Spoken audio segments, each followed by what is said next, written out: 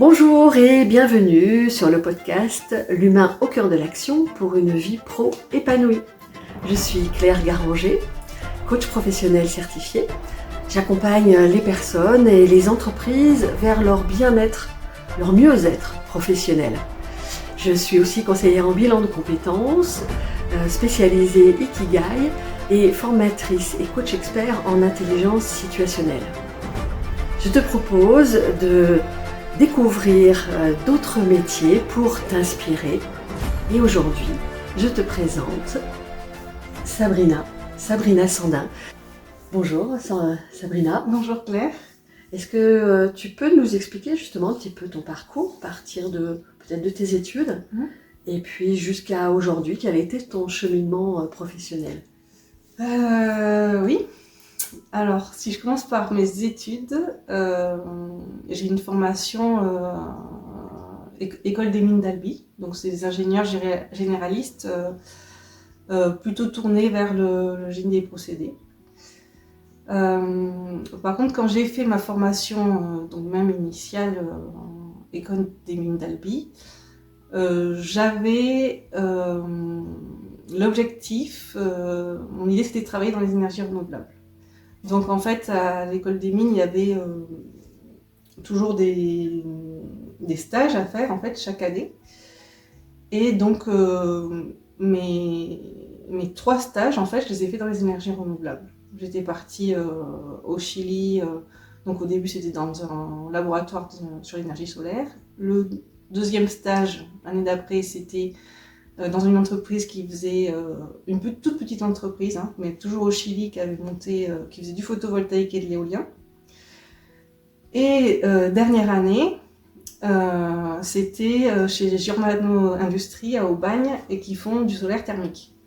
Okay, donc il y avait déjà une orientation. En fait, il y avait une orientation. Au départ, c'était énergie renouvelable. Okay. Et le Chili, ça devait être une superbe expérience. Ah oui, ouais.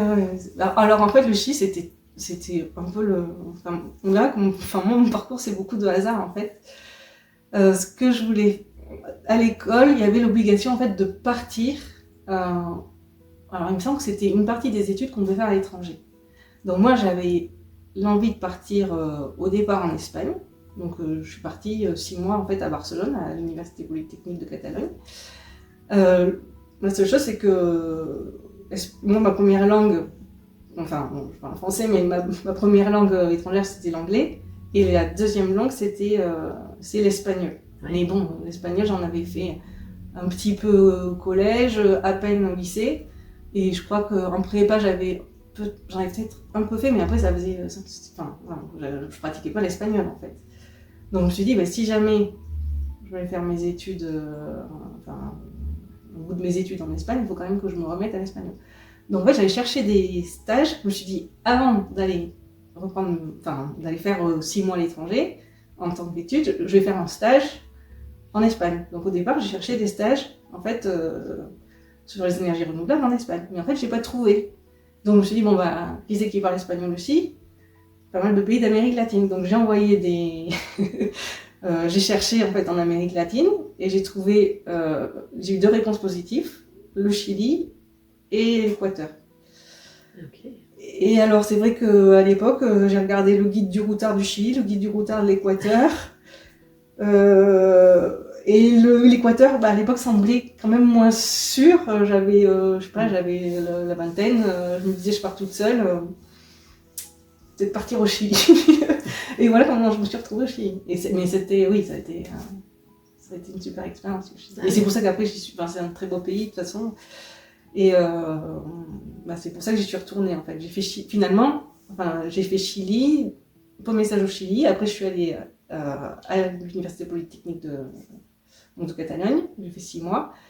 J'ai tellement pris goût à être à l'étranger que je suis retournée d'un autre stage au Chili et puis après je suis allée à Oviedo, donc c'est en Espagne, en Asturie. Il y avait l'école des mines là-bas à l'époque qui faisait. En fait, ça permettait aussi quand tu allais à l'étranger de choisir aussi des modules spécifiques sur l'énergie Parce que en fait, l'école des mines, tu te spécialisais à l'époque que la dernière année. Alors que si tu partais avant à l'étranger, t'avais un peu des choix sur tes modules.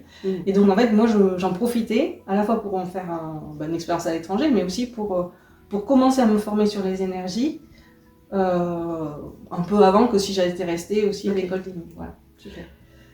Voilà pour le parcours. Donc après, une fois que j'ai fait ça, je me suis dit, je vais aller chercher du travail. Et alors, moi, je suis sortie de l'école, c'était en 2000, je ne dis pas de bêtises, 2005. Oui, donc j'ai commencé à chercher du travail, c'était septembre 2005, je crois. Les énergies renouvelables, oui, on en parlait, oui, il y avait du travail, mais pas beaucoup, en fait. C'était pas autant qu'aujourd'hui, voilà, c'était difficile. Et donc, par le biais de certaines connaissances, en fait, j'ai trouvé un emploi chez Sanofi, donc secteur de la chimie pharmaceutique, et en Espagne.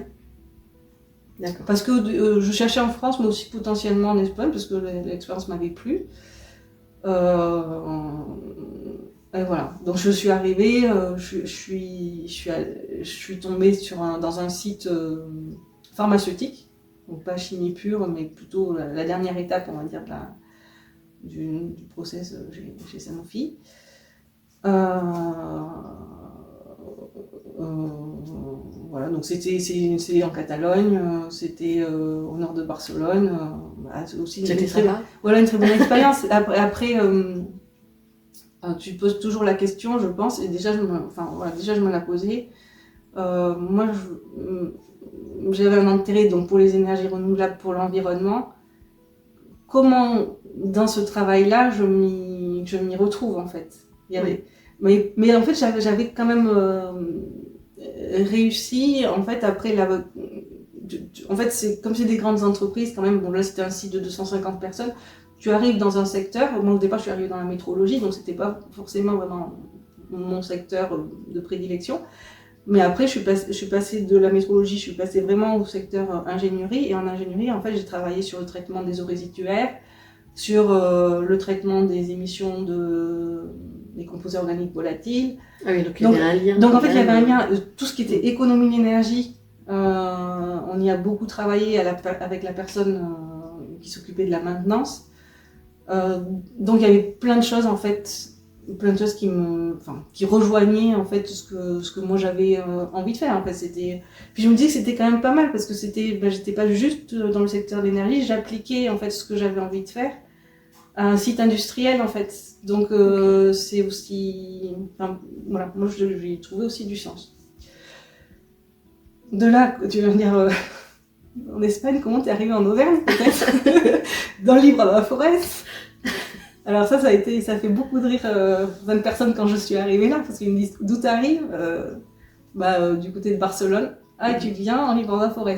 Oui, on peut le faire par envie par choix. Et tu ne dois pas être si mal parce que tu y es toujours. Oui.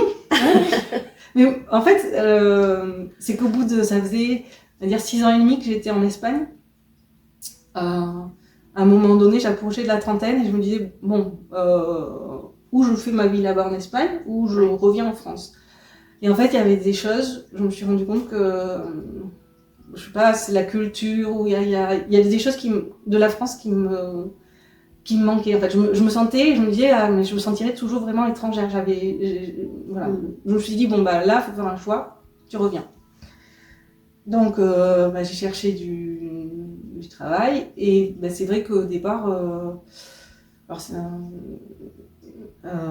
j'ai postulé. Il s'est trouvé que de fait d'être Sanofi Espagne, j'étais à Sanofi Espagne, je faisais pas partie de Sanofi France, mais voilà, il y avait le site de Vertolaye dans les Livres Forest qui cherchait du monde. Et j'ai postulé, j'ai été prise et en fait c'est vrai qu'ils ont des fois ils ont du mal à faire venir des gens parce que la région elle est un petit peu on va dire excentrée, voilà, c'est ça. On est à 1 heure d'une grande ville. Donc voilà, c'est ça. Donc en fait quand il y a des gens qui souhaitent venir travailler sur le site, ils sont preneurs. Et puis moi, c'est vrai que j'étais dans une belle région, hein, la Catalogne, on va se mentir, c'est une belle région, mais quand je suis venue faire les entretiens à Vertolaye, c'est vrai que je suis peut-être venue à la très bonne saison, c'était mi-mai. Donc mi-mai, ici, le paysage est magnifique, il y a des fleurs, c'est très animé. En fait, moi, je suis restée un jour pour faire les entretiens. Je crois que j'étais restée un jour de plus pour justement découvrir la région dans laquelle potentiellement j'allais habiter.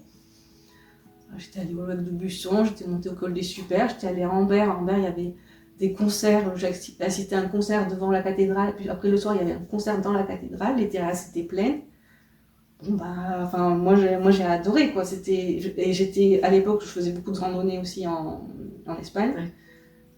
Là, je me suis dit, ok, c'est ce qu'il faut. C'est le paradis, quoi. Et puis, moi, j'ai jamais vécu, en fait, même si j'étais proche de Barcelone, j'ai vécu un petit peu à Barcelone, mais je suis très vite mise dans un petit village pour être aussi plus proche du travail, mais aussi, c'est que j'ai jamais eu l'habitude de vivre beaucoup en ville, donc être excentrée par rapport à une grande ville, ça me posait pas non plus, ça me posait pas de souci, en fait.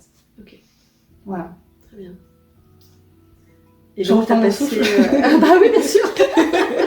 C'est dans le parcours. Et donc après, voilà, tu te retrouves à Vertolaye et oui. tu y passes un certain nombre d'années. Oui, je crois que j'y suis restée 7 ans. 7 ans et demi, je pense, en tout. Donc avec des postes de chef de projet ou d'appui sur certaines missions, ou service procédé sur la standardisation de certaines de fonctionnement, ou on appuie sur des projets, plus caractère réglementaire, les équipements sous pression. Moi je me suis sentie de plus en plus mal dans le travail, en fait. Je pense que ça a commencé sur un certain projet. Disons qu'il y avait des choix dans l'entreprise qui étaient peut-être au niveau technique, on va dire, donc qui étaient pas trop en accord avec mes valeurs environnementales. Voilà. Okay. Donc en fait, c'est que je travaillais sur des projets, mais disons un peu en me forçant, en fait. Enfin, beaucoup en me forçant. Donc je pense que ça coûte beaucoup en énergie. Et puis après, je pense que les derniers projets que j'ai faits aussi, il y avait beaucoup de turnover dans les équipes. Et moi, j'étais chef de projet. Et en fait, pour donner un exemple, c'est que sur une année, j'ai vu toute mon équipe se renouveler. En fait, on était 5-6 dans l'équipe. Et en fait, toute l'équipe qui était avec moi a changé. Mais donc, le premier trimestre, il y en a un. Deuxième trimestre, il y en a un ou deux. Voilà. Et en fait, gérer un projet comme ça, sur le long terme, c'est difficile, en fait. D'accord. Donc de là, en fait, ce qui s'est passé, c'est que moi je voyais que j'étais de plus en plus mal, je dormais de moins en moins la nuit. Et ce qui s'est passé, c'est qu'un matin, en fait, c'est le corps qui a lâché. Ouais. Et après, ça a duré très longtemps, en fait, parce que je pense que j'avais poussé très très loin, très très très loin les choses. Et donc plus on va loin, plus ça prend du temps de... Et oui, plus on cherche à tenir, plus à s'adapter, plus on a du temps à récupérer. Oui. Ça a été très long, très très long. Et il y a encore de l'émotion aujourd'hui, hein. Ouais, peut-être, ouais, parce que... Oui, mais c'est difficile, en fait. C'est vrai que c'est une épreuve et peut-être difficile à comprendre pour ceux qui ne l'ont jamais vécu, c'est vrai. Oui. Et c'est effectivement très long. Cette première phase où il y a besoin justement de complètement débrancher, décrocher et de prendre le temps. Et c'est pas quelque chose qu'on a appris. On a plutôt appris, au contraire. C'est qu'en plus, déjà on s'en veut. Parce qu'on se dit, t'as pas réussi à gérer le stress, on va dire. De toute façon, on se dit, je vais y retourner. En fait, je sais faire. Enfin, moi, je me disais, je sais faire que ça, en fait. Et de toute façon, je suis dans une région où on est loin de tout. Donc, je me disais, j'aime cette région, je ne me vois pas partir ailleurs. J'ai toujours Donc, moi, c'est aussi, j'étais un bébé Sanofi, en fait. Enfin, un bébé, voilà, de l'industrie chimique, quoi, en fait. Quand je dis ça, c'est que je suis sortie, j'ai toujours fait ça. Je n'ai connu que ça. Je n'ai connu que cette entreprise. Ouais. Donc, je me disais, qu'est-ce que je sais faire? Oui, je pourrais travailler dans une autre entreprise qui ressemble. Je pourrais faire de la chimie procédé. Mais où je vais en trouver? Donc, j'allais travailler, peut-être à Clermont-Ferrand, mais je ne voulais pas faire 1h15 de route tous les jours. Donc, pour moi, en fait, j'avais pas de solution. Enfin, je me disais, le retour, c'est là. Et voilà. Donc ça a été très très long de me dire peut-être que non, peut-être que tu vas faire autre chose, peut-être que... Et en fait, la solution, elle est venue un peu à moi toute seule. C'est que... C'est ça qui est assez bizarre, c'est là où je dis, moi j'ai eu beaucoup de chance, c'est que en 2018, en fait, donc c'est quelque chose qui concerne ma vie, pas professionnelle, personnelle, mais qui a fait que ça a débouché sur quelque chose dans ma vie professionnelle. C'est qu'en 2018, ça faisait déjà... on a retapé une maison avec mon conjoint et tout ça, puis en 2018, on s'est dit, on aimerait connaître plus de gens sur la région. On avait envie de s'investir dans un projet de territoire. Okay. Et en fait, on a rencontré un groupe de personnes. On a monté une association pour monter du photovoltaïque, mais dans un collectif citoyen. Et donc, l'association, on est passé après société coopérative. Et en fait, c'est des particuliers, des citoyens sur le territoire, des collectivités qui investissent ensemble pour construire des centrales photovoltaïques sur tout le territoire du parc Livraforez. Et là, tu t'es retrouvée. Et là, je me suis retrouvée. En fait, oui, c'était pas non plus un hasard si je me suis mise dans ça, parce qu'en fait, moi, j'avais toujours voulu travailler dans les énergies renouvelables. Je me suis dit, je vais apprendre un peu plus. La partie aussi travailler en groupe avec un système qui est beaucoup moins pyramidal que l'entreprise. Voilà, moi j'avais aussi envie d'explorer une autre forme d'organisation, mais sur des projets concrets. Et voilà. Donc de là, je me suis investie dans cette société coopérative. Donc tout le temps, il n'y a que des bénévoles, donc toujours en tant que bénévole. Et en fait, ce qui s'est passé, c'est que moi, quand j'étais en arrêt, il y a donc justement cette société coopérative, on fait installer les panneaux photovoltaïques par un artisan local qui s'appelle Optimisation Habitat Énergie, qui est à Vermenton. Et en fait, ce qui s'est trouvé, c'est que un des responsables de cette entreprise, parce qu'ils sont trois co-gérants, est venu me dire, mais si jamais tu cherches du travail, nous, on est sous l'eau actuellement, on a besoin de quelqu'un, tu viens, j'ai de la place pour toi.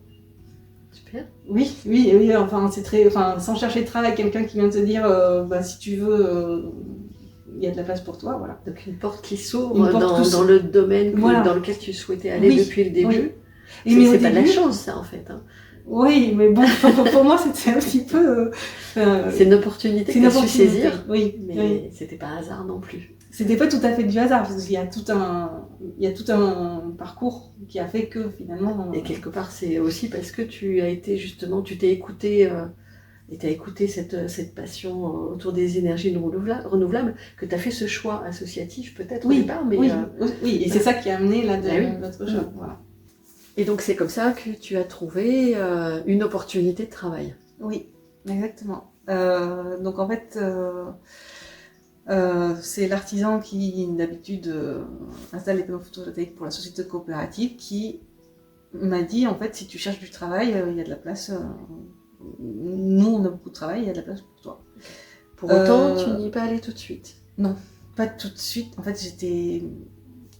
pas encore prête? Pas encore prête. Je ne me voyais pas changer de branche, en fait, je pense. Au niveau énergie aussi, j'étais trop fatiguée, donc je ne me voyais pas en capacité de me réadapter à un nouveau secteur. En fait. Et donc, enfin, en fait, comme de toute façon, j'étais pas en capacité de reprendre le travail, ce que j'ai fait, j'ai cherché à faire une formation parce que ça faisait 9 mois que j'étais déjà en arrêt. Je me suis dit non, là c'est plus possible de plus rien faire. Il faut structurer aussi ton temps parce que le temps il passe, enfin le temps d'une journée passe très vite quand on est en arrêt. Et je voulais quelque chose qui me motivait, donc je me suis engagée dans un CAP couture. D'accord. Donc Rien à voir. Rien à voir. Mais en fait, c'est que j'avais eu déjà la réflexion, à un moment donné, de passer un CAP électricien. Sauf que mon conjoint étant électricien, je me dirais, voilà, potentiellement tu iras travailler avec lui. Je voulais me sortir de la grosse entreprise. Avec une formation d'ingénieur, à l'époque, je ne voyais que travailler dans des grosses entreprises, étant loin de Clermont-Ferrand. Pour moi, je pouvais travailler que que dans ce site chimique, voilà. Sauf que je suis allée faire un essai CAP électricien, avec mon conjoint, voilà, et je me suis rendu compte que non, c'était pas pour moi. Okay. Voilà. Mais en fait, ce dont j'avais besoin, c'est me dire, bon, tu ajoutes, on va dire, une corde à ton arc, pour si un jour tu as besoin de partir d'une entreprise, quelle qu'elle soit, même si je savais pas trop encore que j'allais potentiellement changer d'entreprise, je puisse avoir un métier manuel. Alors, je ne veux pas dire qu'actuellement je vivrai dans un CAP couture, parce que faut aussi pratiquer tous les jours, voilà. Mais au moins tu as quelque chose d'autre sur lequel t'appuyer et tu ne dépends plus d'une entreprise de laquelle tu vas devenir salarié en fait. Okay. Donc voilà l'idée. Et donc en fait j'ai passé mon CAP couture. Donc, j'ai eu la chance de faire une formation sur Anvers, il y a une école de couture qui est super. Et donc, du coup, tu avais la perspective de pouvoir ne pas dépendre d'une entreprise. Oui. Et un travail manuel. C'est ça. Ok. Concret. Et que je puisse aussi exercer en milieu rural. Et que tu puisses exercer, oui. Okay. Voilà, il fallait que ça coche un petit peu tous les cases. D'accord. Puis qu'il y avait quand même aussi un côté qui pouvait être un peu, ça peut être de la retouche, mais ça peut être aussi des choses avec un côté plus créatif. Voilà, donc ça cochait beaucoup de cases, et puis quand j'ai essayé, ça m'a beaucoup plu, donc voilà, donc je regrette pas du tout d'avoir passé ce CAP couture. Mais après, de fil en aiguille, ça tombe bien. La réflexion s'est nourrie, on m'avait proposé cet emploi. Après, c'est vrai que j'ai mon côté mon métier d'ingénieur, c'est aussi que j'aime bien tout ce qui est la partie technique, études, tout ça. Donc le nouvel emploi qu'on me proposait, ça cochait aussi beaucoup de choses, et puis c'était dans les énergies renouvelables, ça avait du sens.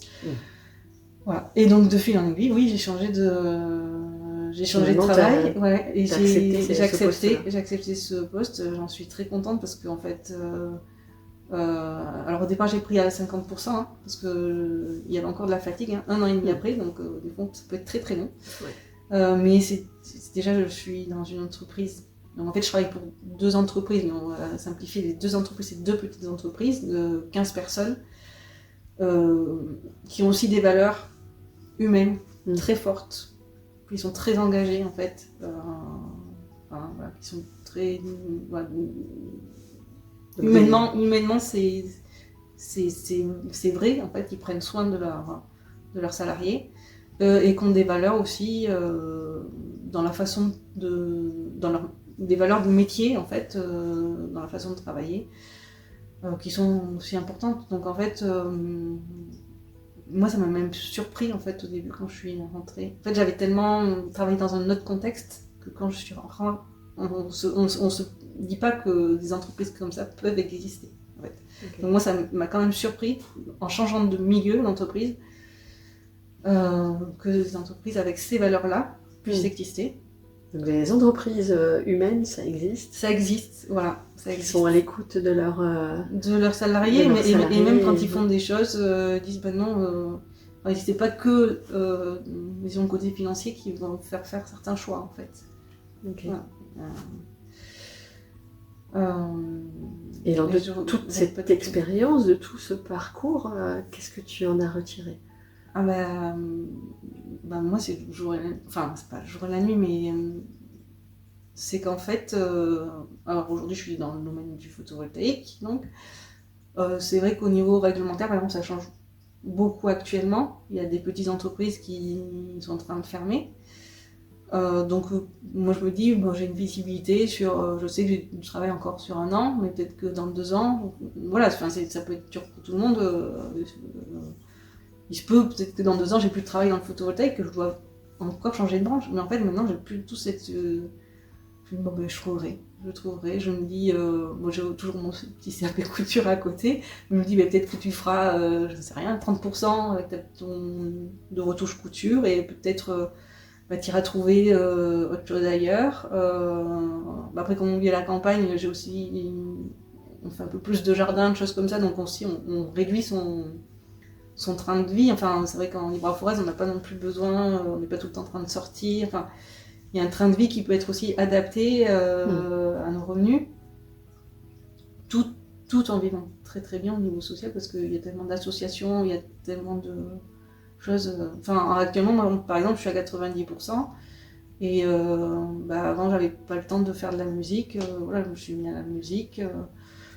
En fait, je vis beaucoup mieux. Je travaille, je gagne moins, c'est sûr, mais je travaille aussi un peu moins, parce que je suis à 90% et j'ai plus de temps pour faire autre chose. Et je me sens sereine, même si L'avenir est un peu incertain. L'avenir est un peu incertain, parce que même je suis pas sûre que voilà, je travaille 10 ans dans le photovoltaïque, parce que les secteurs, ça va, ça vient. Donc, mais en fait, j'ai beaucoup moins d'inquiétude en fait. Enfin, bizarrement. Finalement, la sécurité d'être dans une grande boîte avec une perspective d'avenir qui pourrait être, pour le coup, beaucoup plus longue. Et aujourd'hui, j'ai l'impression que finalement, t'es plus sereine en étant dans une situation un peu instable, Oui. finalement, que lorsque tu as passé X années dans un grand groupe qui, normalement, pouvait te permettre d'avoir ton salaire jusqu'à ta retraite, peut-être. Oui. C'est sûr. Moi, je dirais que c'est surtout que j'avais pas de... Enfin, j'avais pas de capacité de... Enfin, moi, je trouvais que je pouvais pas changer. Je me trouvais enfermée, en fait, dans cette grande entreprise. C'est vrai qu'on peut changer de secteur dans une grande entreprise. On peut.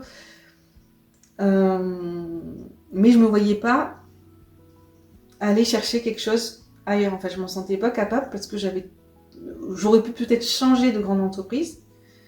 Mais en fait, la sécurité, elle était donnée juste par cette entreprise, mais moi, je manquais de confiance pour peut-être, je sais pas, surtout changer de secteur, en fait. Mais c'est le fait d'avoir changé de secteur, mais même ayant fait une formation couture, et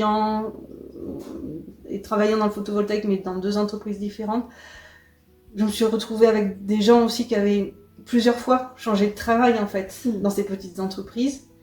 Des gens aussi qui ont monté ces entreprises-là, c'est ça aussi la différence. Donc tu connais aussi leur parcours et tu vois d'autres personnes que des gens qui ont tout le temps été peut-être salariés dans une grande entreprise. En fait, même que par exemple au CAP couture, je me suis retrouvée avec beaucoup de personnes aussi qui étaient en reconversion. Donc je pense que c'est après, une fois que tu as fait une fois que tu l'as vécu, que tu l'as traversé, même si c'était par obligation en fait. Il y a eu une réflexion, mais en fait moi je suis partie de la grande entreprise parce que mon corps tenait plus en fait. Parce que c'était pas vraiment un choix. C'est pas vraiment un choix finalement. J'ai traversé quelque chose par obligation, mais le fait de l'avoir fait, maintenant je suis beaucoup plus sereine, c'est vrai. Ça t'a ouvert plein de perspectives et du coup tu sais que quoi qu'il arrive, tu sauras t'adapter, trouver d'autres solutions. Oui, mais même, je me dis, bon, mais... Puis tu te rends compte, peut-être que tu te rends compte en ayant changé de secteur qu'il y a des choses que tu sais faire qui sont transposables, même si c'est pas ton cœur de métier, mais c'est des capacités que tu peux mettre à... Voilà.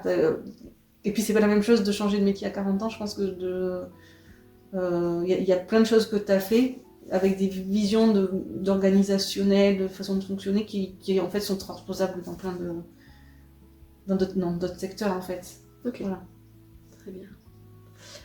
Donc, l'interview il va être terminée, on va s'arrêter là. Je vais faire une petite annonce de fin, donner quelques petites infos. Et pendant ce temps-là, je te propose de trouver une phrase, une maxime, un mantra, un conseil, ce que tu veux qui sera le mot de la fin de cette interview. D'accord. Ça te va? Donc tu as quelques secondes. Voilà. Donc vous avez écouté le podcast L'humain au cœur de l'action pour une vie pro épanouie. N'hésitez pas à liker, à vous abonner sur YouTube. Et puis si vous voulez avoir les coordonnées de l'interviewé du jour, prendre peut-être un rendez-vous, profiter d'un premier rendez-vous offert pour discuter librement ensemble sur votre projet de reconversion ou pas forcément. Vous pouvez aller sur le site clairegarranger.fr et vous pouvez également vous abonner à la newsletter sur ce site. À bientôt. Donc, mon mot de la fin. Sabrina, je te laisse le mot de la fin. Ben, moi, je dirais juste une chose, c'est un pas après l'autre. Juste des petits pas, en fait. Un pas après l'autre. Ouais. Je pense que c'est ce qui m'a servi. Juste un pas après l'autre. Ça peut suffire. Pas des grandes choses. Merci. Merci beaucoup. Merci à toi, Claire.